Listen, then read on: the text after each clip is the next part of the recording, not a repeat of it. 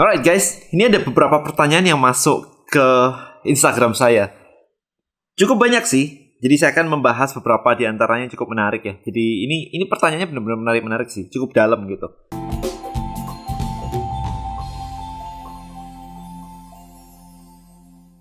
Oke, yang pertama nih. Yang pertama ini dari Indradi. Modal 50 juta buat usaha apa kok? Mohon arahan. Well, banyak sih sebenarnya sih. Tapi saya akan menjawab dari perspektif saya dulu nih. Saya punya reseller di Bonels yang waktu itu cuman punya tabungan 8 juta. Kemudian kepepet karena istrinya hamil dan mau melahirkan. Kurang lebih ceritanya kayak begitu. Dan akhirnya dia memutuskan untuk menjadi dropshipper dari Bonels. Dan hari ini dia adalah salah satu reseller terbesar kita yang omsetnya tuh udah ratusan juta. Hanya dari modalnya cuma 8 juta, bahkan nggak sampai 50 juta. So, 50 juta itu tergantung sekarang. Anda itu bisa ngapain sebenarnya? Kalau saya bilang bisnis A atau bisnis B atau bisnis C, the question adalah, Anda bisa execute-nya nggak? Itu jadi crucial banget. Mindset-nya di situ sih. Saya bisa bilang bisnis apa saja sih, tapi kalau Anda tidak bisa execute-nya, ya sama aja bohong. Let's say 50 juta, bahkan nggak usah 50 juta. Bikin personal branding, habis itu ngelakuin, let's say jualan info produk misalkan, juga bisa jadi kan? Nggak perlu modal yang gimana-gimana, hampir gratis malah. Jadi content creator misalnya, bisa aja kan. Tapi ya balik lagi terserah Anda. Makanya skill Anda di mana? Anda bisa dropshipping dengan modal yang sangat-sangat murah banget. Kalau ada orderan masuk baru Anda dropship, jadi modalnya benar-benar nggak sampai 50 juta. Atau Anda jadi content creator hari ini, atau Anda bikin info produk hari ini, bisa aja. Anda list building, jadi bikin content creator, building list building ya, jadi membangun list building, kemudian membawa trafficnya masuk. Kemudian di sini diedukasi sambil jualan juga bisa. Even Anda pakai Tribe sekarang kan gratis. Anda tinggal download, Anda bikin Tribe, Anda ajak orang dari Instagram Anda join, it's totally free, nggak pakai modal yang gimana-gimana. Jadi sebenarnya 50 juta nggak terlalu ngefek sih kalau misalkan kayak begitu. Anda nggak lagi bikin brand yang gimana-gimana. Yang penting jalan duluan aja. It's okay. Bonels dulu saya mulai dengan modal kira-kira 15 jutaan. Ya jadi kalau 50 juta ya lebih-lebih. Ya kan, jadi it's enough sebenarnya kayak begitu. Yang perlu Anda perhatikan adalah Anda punya skill apa saat ini. Apakah Anda punya skill kayak bikin landing page, bikin funnel, copywriting misalkan, Facebook Ads, Anda bisa jadi agency, Anda bisa jadi freelancer, Anda bisa jualan dropshipping, Anda bisa bikin list building, so many things. Banyak banget sebenarnya potensinya, right? Oke, hopefully itu menjawab. Alright, now pertanyaan kedua dari Safira Foto. Bagaimana cara membuat ramai bisnis pangkas rambut? Karena kualitas satu dengan yang lain hampir sama. Right, so memang barangnya komoditas. Ya, cukuran rambut ya begitu itu. So, gimana caranya Anda bisa bikin tempat Anda itu menawarkan sesuatu selain pangkas rambut? Misalnya, experience-nya. Tempatnya Instagramable. Ya, seru aja habis potong kayak gimana gitu. Atau mungkin Anda punya servisnya cukup menarik tuh. Barbernya unik-unik misalkan. Apa? Yang kita jual tuh bukan cuma potongnya saja, servisnya saja. Experience-nya juga dijual. Imagine ketika saya bikin DM Elite. Okay. Saya tidak hanya menjual konten saya di DM Elite itu bukan cuma kontennya saja. But the experience dengan 250 orang kemarin tuh di gedung yang gitu gede, di ballroom hotel yang gitu mewah, makanan bintang 5. Itu sudah nilai plus sendiri. Networking-nya. Oke, so komunitasnya, ketemu satu sama lain, experience-nya, serunya ketika event, itu semua ada nilainya, sehingga harganya jadi beda, ya kan, dibandingkan dengan Anda nonton kayak video kayak begini doang. So it's totally different. Jadi saya bisa jualan networking-nya, saya bisa jualan atmosfernya, saya bisa jualan experience-nya, bukan cuma jualan konten DM Elite. So ingat itu, ya itu yang membuat harganya jadi wah. Jadi ketika orang datang kayak, wah, buset, keren ya. Ini seru banget sih. Ini bisa kenal sama ini. Setiap saya pindah, kita sampai membuat orang itu pindah-pindah meja setiap kali break. Jadi kita bilang bahwa sebelum datang ke DM Elite, Anda harus siapin kartu nama sekotak. Karena nanti tiap pindah meja atau makan siang, Anda akan ketemu dengan kayak ratusan orang lainnya yang luar biasa. Dan itu ada testimonialnya loh. Ada orang yang bilang kayak, gila ya di DM Elite ya. Setiap saya pindah meja, ini ownernya ini foundernya ini dan sebagainya. That is amazing guys. Jadi itu yang saya create sebenarnya. Nggak cuma konten saja. Jadi kurang lebih seperti itu di tempat Anda. Apakah Anda misalkan ada service tambahan? Apakah misalkan Anda ada jualan pomade khusus or something yang cuma ada di tempat Anda? atau di sana diajari, I don't know, apapun itu. Saya kurang paham dengan industrinya sendiri sih. Tapi intinya adalah jangan cuma berfokus kepada jualan barang yang menjadi barang inti Anda, tapi apa added value yang bisa di-create. Nah, kurang lebih konsepnya kayak begitu. Right now, number 3 dari Nak Guna. Bagaimana cara mengelola keuangan bisnis yang baik dan benar? Selama ini keuangan bisnis saya juga saya pakai untuk kebutuhan sehari-hari.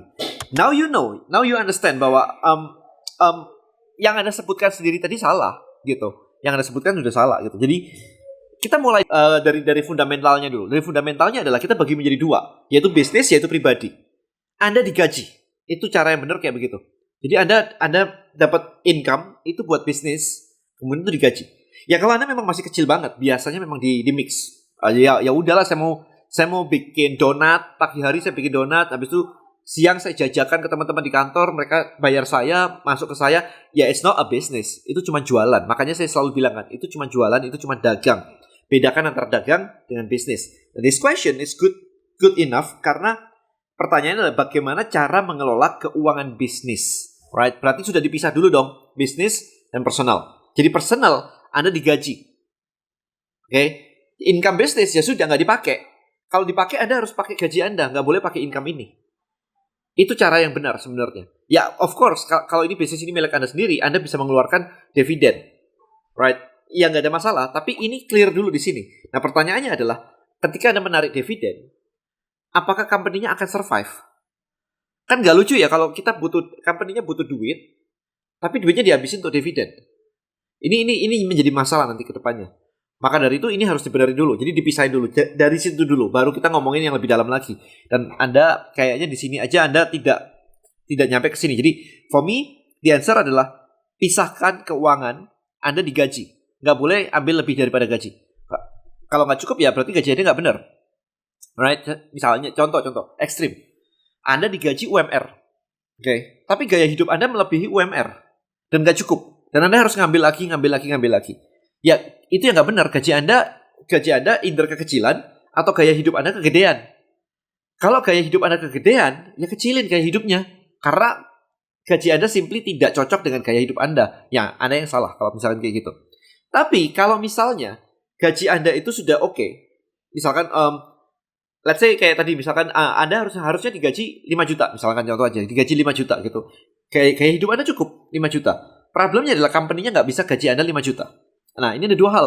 Apakah company ini tidak cukup karena baru mulai? Atau company ini tidak cukup ngegaji Anda 5 juta karena memang nggak ada prospeknya, nggak ada potensinya.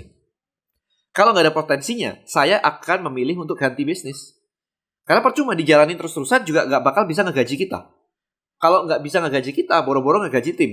Boro-boro mau bikin bisnis yang fun and autopilot, right? Nggak bakal bisa juga gitu. Ya, jadi make sure bahwa kendaraan Anda itu benar. Hopefully ini menjawabnya. Alright, so nomor 4 ada pertanyaan dari bvskin.id. Kemudian gimana cara handling objection ya? Objection handle yang benar agar closing, terutama jika sudah tahu harga, prospek malah ghosting. Thank you. Pertanyaan saya adalah apakah Anda sudah tahu objectionnya apa dulu? Nah, handle objection sebenarnya simple. Anda harus tahu apa dulu itu. Kalau misalkan objectionnya misalkan apa? Mahal gitu. Ini kan terutama jika sudah tahu harga, prospek malah ghosting. Anda harus paham bahwa mahal itu relevan sekali. Itu sangat-sangat subjektif. Jadi mahal itu dibandingkan dengan apa? Apakah mahal itu dibandingkan dengan kantongnya dia? Atau mahal itu dibandingkan dengan kompetitor? Atau memang Anda kemahalan? Ini salah satu contoh aja. Kalau jawabannya adalah mahal, maka Anda sebenarnya harus tahu. Kalau sampai dibandingkan dengan kompetitor, berarti Anda tidak menunjukkan value Anda lebih baik dari kompetitor Anda. Tugas Anda adalah ketika proses jualan, Anda harus menunjukkan bahwa Anda itu premium. Jadi kalau misalkan Anda jualan Ferrari gitu, nggak bakal dibandingin. Ya harganya Ferrari segitu. Orang sudah punya frame di kepalanya bahwa Ferrari ya sudah harganya segitu. Nggak mungkin dibandingin yang lain. Itu kok lebih murah jauh sih, nggak sampai segitu gitu kan. Nggak, karena orang sudah punya frame-nya. Nah di sini problemnya adalah orang nggak tahu frame Anda. Anda apakah mau jual segitu atau apa? Kalau orang mau datang ke DM Elite saya, udah tahu harganya udah pasti premium. Nggak ada namanya DM Elite 1 juta, 2 juta, kagak ada. Right? Udah jadi pasti premium gitu aja. Nah, orang tahu nggak tentang hal itu? Kalau belum tahu, berarti postingan Anda atau media komunikasi Anda kurang menjelaskan tentang itu kita kalau ngomong dalam konteks harga sih. Tapi objection handle ini benar-benar sebuah topik yang mungkin bisa dijadiin sebuah buku sendiri sih untuk ini sih, karena ini kompleks banget. Apalagi handling, ya apalagi objectionnya. Misalkan kayak saya nggak mampu pakai produk Anda, atau saya ngerasa nggak layak dan sebagainya. Nah kalau pakai gitu, jawabannya adalah kita harus create story. Kita harus menyiapkan cerita-cerita atau story yang bisa membantu Anda untuk menjelaskan bahwa orang lain yang kayak kamu juga bisa kok, berhasil kok, ini loh testimonialnya. So ini conversation yang cukup dinamik sih sebenarnya. Jadi nggak bisa instan kayak kalau handling objection rumusnya kayak apa? Ini negosiasi, ini seni negosiasi, butuh skill khusus. So hopefully dengan teknik sesingkat ini, dengan waktu yang sesingkat ini, saya bisa menjelaskan pada Anda bahwa ya Anda harus benar-benar nangkep esensinya apa, problemnya apa, kita handle dari situ. Jadi jangan cuman kayak gini doang. Jadi kayak harga tadi saya udah jawab ya. Apalagi nih, ada apa lagi gitu. Jadi disiapin senjatanya. Alright guys, so I think itu aja untuk kali ini. Kita jawab 4 pertanyaan dulu. Ini masih banyak sih ini sebenarnya. I think saya akan membuat video-video berikutnya ya untuk menjawab pertanyaan-pertanyaan yang bagus-bagus ini. Thank you so much guys. Thank you so much buat pertanyaannya juga. See you in next video ya. Bye-bye.